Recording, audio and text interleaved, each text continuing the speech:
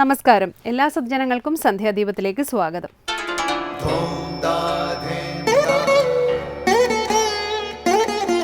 ശുഭം ഭവതു കല്യാണമായുസാരോഗ്യവർദ്ധനം സർവദുഃഖ വിനാശായ സന്ധ്യാദീപം നമോസ്തുതേ.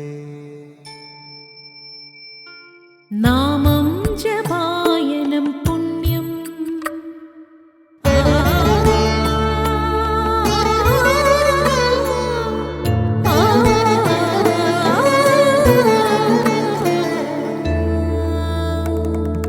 നാമം ജപായനം പുണ്യം നിരുപമദീപാങ്കുരം പോലെ സ്വരശ്രുതിലയവരമതുലം ദീവാങ്കണം മോക്ഷസംഗീതസാരം നീളും വഴിത്താരയിൽ ജീവതാരം മന്ത്രാലാപം മായാവിൻ നിൻ പ്രസാദം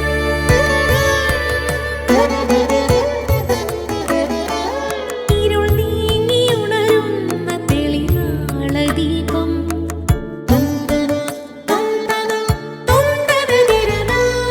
ഇരുൾ നീങ്ങിയുണരുന്ന തെളിനാളദീപം പ്രണവാമൃതം ചൊരിയുന്ന ദീപം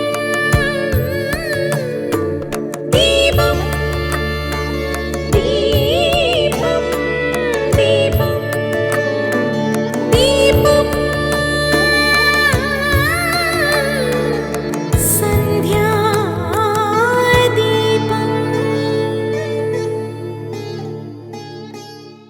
നിർമ്മലനാത്മജ്ഞാനത്തിൻ ഇവൻ പാത്രമത്രേ. നിർമ്മമൻ നിത്യബ്രഹ്മചാരികൾ മുമ്പനല്ലോ. കൽമഷമിവനേതുമില്ലെന്നു ധരിച്ചാലും തന്മനോരഥത്തെ നീ നൽകണം മടിയാതെ. നമ്മുടെ തത്വമിവൻ അറിയിക്കണമിപ്പോൾ. ചിന്മയേ ജഗന്മയേ സന്മയേ മായാമയേ.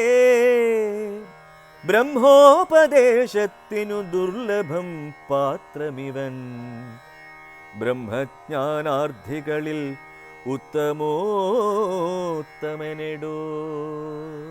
സീതാദേവിയുടെ വിവരണത്തിൽ നിന്ന് ലക്ഷ്മണന്റെ മഹത്വമാർന്ന വ്യക്തിത്വം നമുക്ക് വ്യക്തമാകുന്നു. വൃദ്ധരെ ആദരവോടെ സേവിക്കുന്നവൻ, ഐശ്വര്യവാൻ, ശക്തിശാലി, മിതഭാഷി എന്നൊക്കെയാണ് സീതാദേവി വിവരിക്കുന്നത്. വൃദ്ധനെന്നാൽ വയസ്സേറെ ചെന്നയാൾ എന്നർത്ഥമില്ല. തിരിച്ചറിവ് കൈവന്നയാൾ, വിവേകബുദ്ധിച്ചയാൾ, അനുഭവജ്ഞാനമുള്ളയാൾ എന്നൊക്കെയാണ് താല്പര്യം. പ്രായം കൂടുന്നതിനനുസരിച്ച് അനുഭവവും വിവേകവും വർദ്ധിക്കുമെന്ന സങ്കല്പത്താലാണ് മുതിർന്നവരെ ബഹുമാനിക്കുക എന്ന മര്യാദ നാം പാലിച്ചു പോരുന്നത്. അതിനാൽ പ്രായഭേദമന്യേ ബഹുമാനാർഹരായവരെ ശ്രദ്ധയോടെ സേവിക്കുന്നയാളാണ് ലക്ഷ്മണൻ. മറ്റുള്ളവരുടെ സൗകര്യത്തിന് കാത്തു നിൽക്കുന്നയാളാണ് സേവകൻ. സ്വന്തം സൗകര്യത്തിന് ജോലി ചെയ്യുന്നയാൾക്ക് സേവകൻ്റെ ജോലി ഇണങ്ങില്ല. സേവകൻ എല്ലായിടത്തും കാണപ്പെടും, എന്നാൽ കേൾക്കപ്പെടില്ല. അതായത് അദ്ദേഹം ശരീരം കൊണ്ട് എവിടെയും സന്നിഹിതനായിരിക്കും, എന്നാൽ ആവശ്യമില്ലെങ്കിൽ ഒന്ന് മിണ്ടുക കൂടി ചെയ്യാത്ത നിശബ്ദ സാന്നിധ്യമാണ് സേവകൻ്റെ മുഖമുദ്ര. ലക്ഷ്മണന്റെ ഈ സ്വഭാവഗുണത്തെയാണ് സീതാദേവി പ്രശംസിച്ചത്. തുടർന്ന് ശ്രീ കാവാലം ശ്രീകുമാർ ശിവാനന്ദ ലഹരി ആലപിക്കുന്നത് കേൾക്കാം.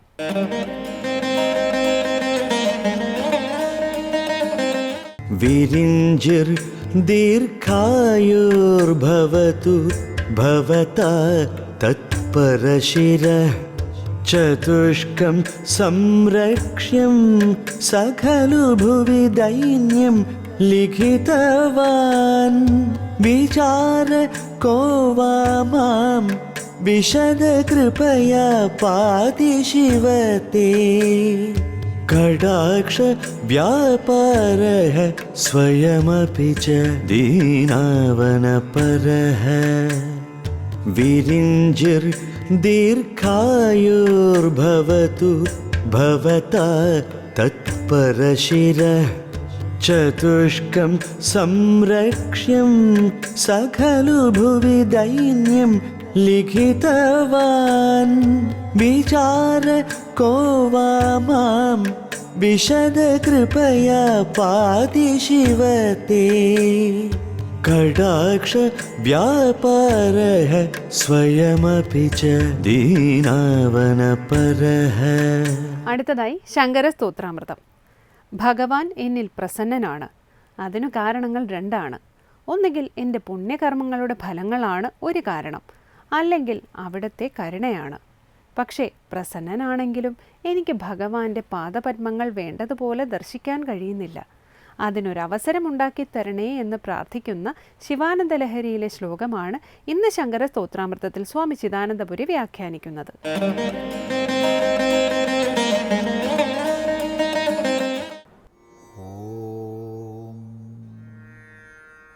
ഗുരുർബ്രഹ്മാ ഗുരുർവിഷ്ണു ഗുരുർദേവോ മഹേശ്വരഃ ഗുരു സാക്ഷാത് പരം ബ്രഹ്മ തസ്മൈ ശ്രീ ഗുരവേ നമഃ. ഓം സദാശിവസമാരംഭാം ശങ്കരാചാര്യമധ്യമാം അസ്മദാചാര്യപര്യന്താം വന്ദേ ഗുരുപരമ്പരാം. ശങ്കരകൃതികളിൽ ശിവാനന്ദ ലഹരിയിൽ 16-ാമത്തെ ശ്ലോകമാണ് നമ്മൾ ശ്രദ്ധിക്കുന്നത്. വിരിഞ്ചിർദീർഘായുർഭവതു ഭവതാ തത്പരശിരശ്ചതുഷ്കം സംരക്ഷ്യം സഖലു ഭുവി ദൈന്യം ലിഖിതവാൻ. വിചാരകോ വാ മാം വിശദകൃപയാ പാതി ശിവതേ കടാക്ഷൗ വ്യാപാര സ്വയമപി ച ദീനാവനപരഃ. ബ്രഹ്മാവ് വിരിഞ്ചിഹി ദീർഘായുഃ ഭവതു. ബ്രഹ്മാവ് ദീർഘായുഷ്മാനായിരിക്കട്ടെ. എന്തുകൊണ്ടെന്നാൽ ഭവതാ തത് പരശിരശ്ചതുഷ്കം സംരക്ഷ്യം. അവൻ്റെ 4 ശിരസ്സുകളെ ഭവാനാൽ തന്നെ സംരക്ഷിക്കപ്പെടണം.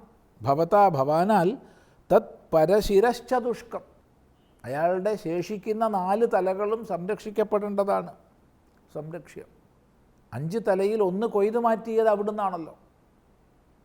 അതുകൊണ്ട് 4 തലയെ സംരക്ഷിക്കേണ്ടത് അവിടുത്തെ കർത്തവ്യമാണ്. എന്തിനാ സംരക്ഷിക്കുന്നേ എന്നാണെങ്കിൽ ഭുവി ദൈന്യം ലിഖിതവാൻ സഖലു. ആ ബ്രഹ്മാവാണല്ലോ ഭൂമിയിൽ ദൈന്യത്തെ രേഖപ്പെടുത്തുന്നത്.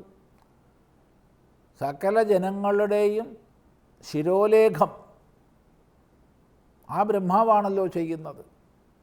അതുകൊണ്ടാണല്ലോ ഭൂമിയിൽ ഇത്ര ദൈന്യത, ദീനന്മാരുണ്ടാവുന്നത്. അതുകൊണ്ട് എങ്ങനെയാണ് ബ്രഹ്മാവ് സംരക്ഷിക്കപ്പെടേണ്ടതാകുന്നത്? ദീനാവനപരഃ ഭവാൻ. അങ്ങ് ദീനന്മാരെ രക്ഷിക്കുന്നവനാണല്ലോ. ദീനന്മാരെ രക്ഷിക്കുക എന്ന അവിടുത്തെ പണി നടക്കണമെങ്കിൽ ദീനന്മാരുണ്ടാവണമല്ലോ. അത് ബ്രഹ്മാവാ ചെയ്യുന്നത്. അതുകൊണ്ട് ബ്രഹ്മാവിനെ സംരക്ഷിക്കേണ്ടത് അങ്ങയുടെ കർത്തവ്യമാണ്. 2, ബ്രഹ്മാവിൻ്റെ ഒരു ശിരസ് നുള്ളിയത് അങ്ങാണ്. അതുകൊണ്ട് ബ്രഹ്മാവിനെ സംരക്ഷിക്കേണ്ടത് അങ്ങയുടെ കർത്തവ്യമാണ്. ഈ ബ്രഹ്മാവാണ് എനിക്കും ഈ ദൈന്യത്തെ മുഴുവൻ നൽകിയത്. എൻ്റെ ദൈന്യത്തെ ഇല്ലാതാക്കേണ്ടതും ഭവാന്റെ കർത്തവ്യമാണ്. അത് ഭവാൻ ചെയ്യുന്നുവല്ലോ എന്ന് പറയുകയാണ്. വിചാരക്കോവാ. എന്ത് വിചാരമാണ്? ഇവിടെ ഒരു വിചാരത്തിൻ്റെ ആവശ്യമില്ല. വിചാരത്തിൻ്റെ ആവശ്യമേ ഇവിടെ ഇല്ല. കാരണം മാം വിശദകൃപയാ ഹേ ശിവ പാതി. വിശദമായ അവിടുത്തെ കൃപ കൊണ്ട് അങ്ങ് എന്നെ രക്ഷിക്കുന്നുവല്ലോ. അങ്ങ് എന്നെ രക്ഷിക്കുന്നു എന്നുള്ളതിൽ സംശയമില്ല. അങ്ങയാൽ രക്ഷിക്കപ്പെട്ടിട്ടാണ് ഞാനിപ്പോൾ ഇരിക്കുന്നത്. സകല വ്യവഹാരങ്ങളും നടക്കുന്നത് അങ്ങയാൽ രക്ഷിക്കപ്പെട്ടിട്ടാണ്. അതുകൊണ്ട് അങ്ങ് എന്നെ രക്ഷിക്കുന്നു എന്നുള്ളതിൽ യാതൊരു സംശയവുമില്ല. പിന്നെ ഞാൻ എന്തിനാ വിചാരം ചെയ്യുന്നത്? രക്ഷിക്കണേന്ന് പ്രാർത്ഥിക്കുന്നത് എന്തിനാ? ഒന്നും ആവശ്യമില്ല. അങ്ങ് രക്ഷിക്കണേന്ന് പ്രാർത്ഥിക്കുന്നതോ അങ്ങ് രക്ഷിക്കണമേ എന്ന് വിചാരം ചെയ്യുന്നതോ ഒന്നും ആവശ്യമില്ലാത്തതാണ്. കാരണം അങ്ങ് എന്നെ രക്ഷിക്കുന്നു. വിശദകൃപയാ പാതി തേ കടാക്ഷവ്യാപാരഃ. എന്താണ് അങ്ങ് എന്നെ രക്ഷിക്കുന്നത്? തേ കടാക്ഷ വ്യാപാര, നിൻ്റെ കടാക്ഷ വ്യാപാരം. കടാക്ഷം കടക്കണ്ണോട്ടം. ഇപ്പോൾ കടക്കണ്ണോട്ടം എയ്യുക എന്ന വ്യാപാരം കൊണ്ട് അങ്ങ് എന്നെ രക്ഷിക്കുന്നു. അങ്ങയുടെ കടക്കണ്ണോട്ടം ഏൽക്കുന്നത് കൊണ്ട് തന്നെ ഞാൻ രക്ഷിക്കപ്പെടുന്നു. ഇതിൽ സംശയമില്ലാത്തതാണ്. എന്നിരിക്കെ ഞാൻ പ്രത്യേകിച്ച് വിചാരം ചെയ്യുന്നത് എന്തിനാണ്? എൻ്റെ ആവശ്യമില്ല. അങ്ങ് എന്നെ രക്ഷിക്കുക തന്നെ ചെയ്യുന്നു സദാ. ഈ ഒരു തിരിച്ചറിവിൻ്റെ ഭാവമാണ് ഈ ഒരു ശ്ലോകത്തിലുള്ളത്. അവിടെ മറ്റൊരർത്ഥമുള്ളത് ദീനാവനപരനാണ് അങ്ങ്, അതുകൊണ്ട് അങ്ങ് സ്വതവേ എന്നെ കടക്കണ്ണോട്ടം കൊണ്ട് രക്ഷിക്കുന്നു. മറ്റൊരർത്ഥം അങ്ങ് ദീനാവനപരനാണ്, ദീനന്മാരെ രക്ഷിക്കുക എന്നുള്ളത് പരമവ്രതമായി സ്വീകരിച്ചവനാണ്. ദീനന്മാരെ സൃഷ്ടിക്കുന്നതാകട്ടെ ബ്രഹ്മാവുമാണ്. അതുകൊണ്ട് ബ്രഹ്മാവ് അങ്ങയാൽ സംരക്ഷിക്കപ്പെടേണ്ടതാകുന്നു. ഇങ്ങനെ അനേക അർത്ഥങ്ങളാണ് ഈ ഒരു ശ്ലോകത്തിൽ ചേർത്തിട്ടുള്ളത്. തുടർന്ന് അടുത്ത ശ്ലോകം, ഫലാദ്വാ പുണ്യാനാം മയി കരുണയാ വാ ത്വയി വിഭോ പ്രസന്നേപി സ്വാമിൻ ഭവദമലപാദാബ്ജയുഗളം കഥം പശ്യേയം മാം സ്ഥഗയതി നമഃ സംഭ്രമജുഷാം നിലിംബാനാം ശ്രേണിർ നിജകനകമാണിക്യമകുടൈഃ ഫലാദ്വാ പുണ്യാനാം മയി കരുണയാ വാ ത്വയി വിഭോ പ്രസന്നേപി സ്വാമിൻ ഭവദമലപാദാബ്ജയുഗളം കഥം പശ്യേയം മാം സ്ഥഗയതി നമഃ സംഭ്രമജുഷാം നിലിംബാനാം ശ്രേണിർ നിജകനകമാണിക്യമകുടൈഃ പുണ്യാനാം ഫലാദ്വാ,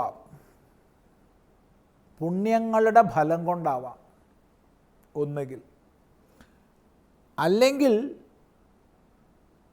കരുണയാവാം, അങ്ങയുടെ കാരുണ്യം കൊണ്ടാവാം. രണ്ടുകൊണ്ടായാലും വിരോധമില്ല. ത്വയി പ്രസന്നേ സ്വാമിൻ, നീ എന്നിൽ പ്രസന്നനാണ്. ഇപ്പം ഭഗവാൻ എന്നിൽ പ്രസന്നനാണ്, അതിലെനിക്ക് സംശയമില്ല. അപ്പം ഭഗവാൻ എന്നിൽ പ്രസന്നനാണ് എന്നുള്ളതിന് എന്താണ് കാരണം? രണ്ട് കാരണങ്ങളാണ്. ഒന്നുകിൽ എൻ്റെ പുണ്യഫലങ്ങളുടെ ഫലമാണ്, പുണ്യകർമ്മങ്ങളുടെ ഫലമാണ്, അല്ലെങ്കിൽ അവിടുത്തെ കരുണയാണ്. കാരണം എന്തായാലും കൊള്ളാം, അങ്ങ് എന്നിൽ പ്രസന്നനാണെന്ന് ഞാൻ അറിയുന്നു. പക്ഷേ പ്രസന്നനാണെങ്കിലും എനിക്ക് അങ്ങയുടെ പാദപത്മങ്ങളെ വേണ്ടതുപോലെ കാണാൻ സാധിക്കുന്നില്ല. അതിനുള്ളൊരു അവസരം ഉണ്ടാക്കണേ എന്ന് പ്രാർത്ഥിക്കുകയാണ്. എന്തുകൊണ്ട് സാധിക്കുന്നില്ല? അത് അടുത്ത ശ്ലോകത്തിൽ അടുത്ത സന്ദർഭത്തിൽ നമുക്ക് ചിന്തിക്കാം.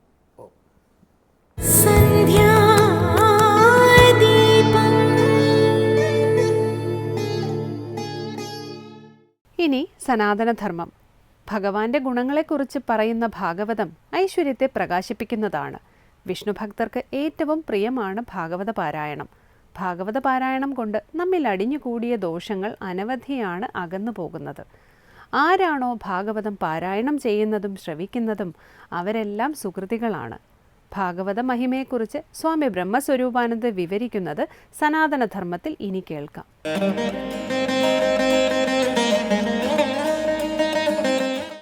ഓം നമോ ഭഗവതേ വാസുദേവായ. എല്ലാ ഭഗവത് ഭക്തന്മാർക്കും എൻ്റെ പ്രണാമം. ശ്രീമദ് ഭാഗവതം പുരാണമമിലം യദ്വൈഷ്ണവാനാം പ്രിയം യസ്മിൻ പാരമഹംസ്യം ഏകമമലം ജ്ഞാനം പരം ഗീയതേ തത്ര ജ്ഞാനവിരാഗഭക്തിസഹിതം നൈഷ്കർമ്മ്യമാവിഷ്കൃതം തശൃണ്വൻ ബിബഠൻ വിചാരണപരോ ഭക്ത്യാ വിമുച്യേന്നരഃ. അമലം, ദോഷത്തെ നിവർത്തിപ്പിക്കുന്നതും, ശ്രീമത്, ഐശ്വര്യത്തെ പ്രകാശിപ്പിക്കുന്നതും, ഐശ്വര്യത്തെ ഉണ്ടാക്കുന്നു. ദോഷത്തെ നിവർത്തിക്കുന്നത് ഐശ്വര്യത്തെ ഉണ്ടാക്കുന്നതായിരിക്കുന്ന ഭാഗവതം. ഭഗവാന്റെ ഗുണങ്ങളെ പ്രതിദാനം ചെയ്യുന്ന പുരാണം. ഏത് പുരാണം യാതൊന്നോ തത് അത് വൈഷ്ണവാനാം പ്രിയം, വിഷ്ണു ഭക്തന്മാർക്ക് അത് പ്രിയമാകുന്നു. ഐശ്വര്യത്തെ പ്രകാശിപ്പിക്കുന്നത്, ഐശ്വര്യമാണല്ലോ എല്ലാവർക്കും വേണ്ടത്. ആ ഐശ്വര്യം തേടിയുള്ള യാത്രയാണ് നമ്മൾ ഓരോരുത്തരും. ആ ഐശ്വര്യത്തെ പ്രകാശിപ്പിക്കുന്ന ഏതാ? ഭാഗവതം. ഭഗവാന്റെ ഗുണങ്ങളെ പ്രതിപാദിക്കുന്നതായിരിക്കുന്ന പുരാണമായിരിക്കുന്ന ഭാഗവതമാണ്. അപ്പം ഭാഗവതം എന്താ? ഐശ്വര്യത്തെ പ്രദാനം ചെയ്യുന്നതാണ്. പിന്നെ അത് ആർക്ക് പ്രിയമായിരിക്കും?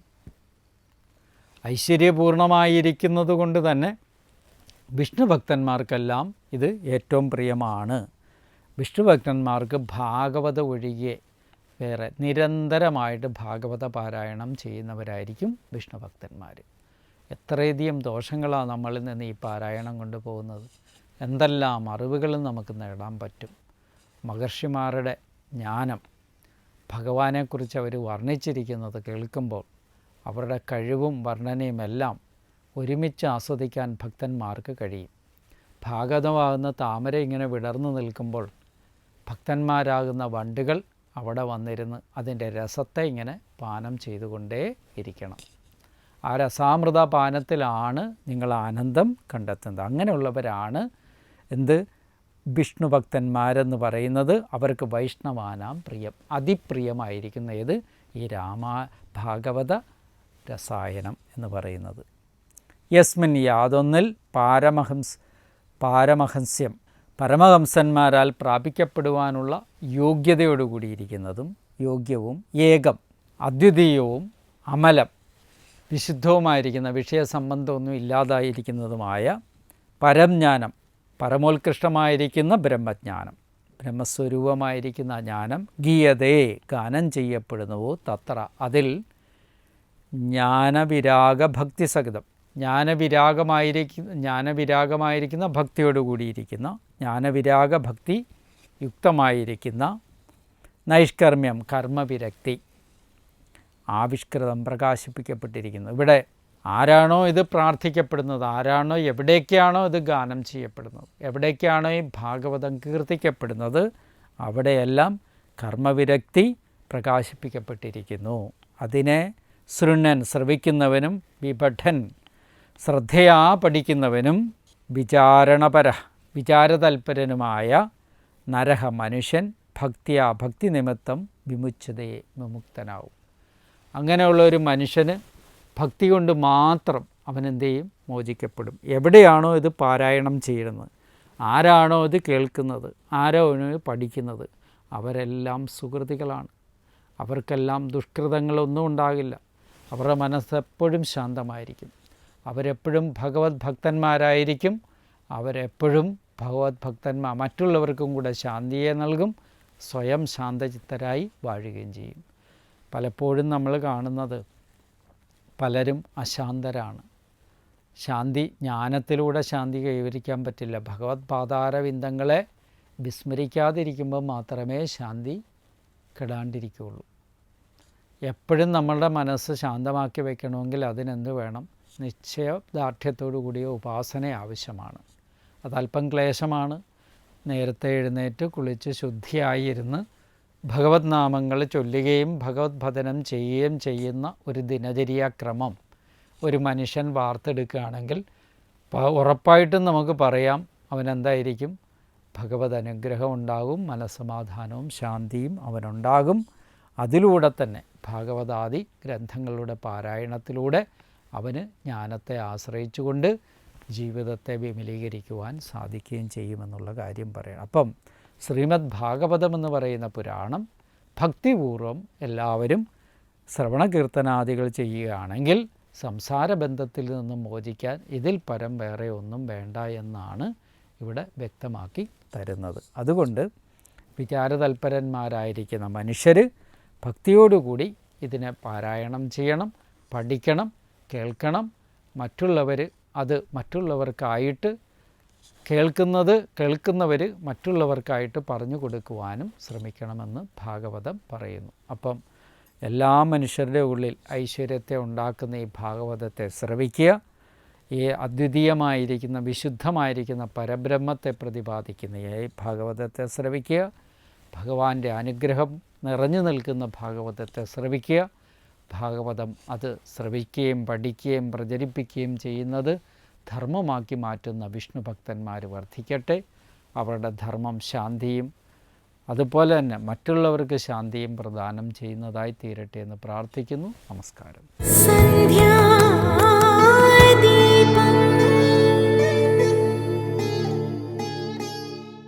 തുടർന്ന് ദീപാരാധനയാണ്. ക്ഷേത്ര സന്നിധിയിലെത്തി മംഗളാരതി തൊഴുത് ഇന്നത്തേക്ക് മടങ്ങാം. എല്ലാവർക്കും നമസ്കാരം.